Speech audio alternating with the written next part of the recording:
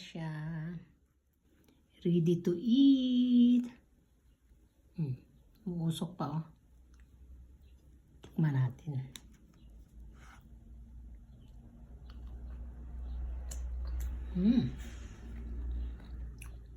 Tamang-tama yung tamis niya. 4 na saging ginamit ko dyan. Usok-usok pa guys. So, luto na.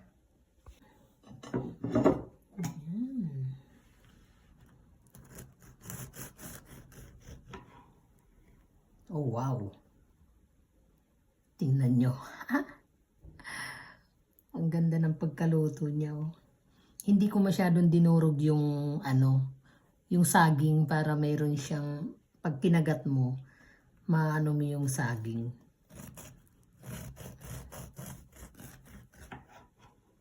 Yan. Perfect. Muusok pa oh.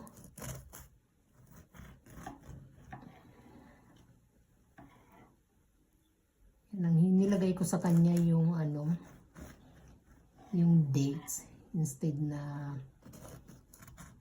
chocolate chips.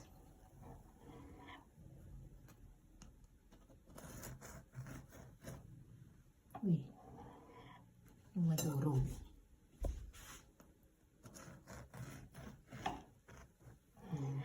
Kasi yung saging namin na overripe na, eh sayang naman. Kaya sabi ko mas magandang gawin na lang banana bread. Perfect!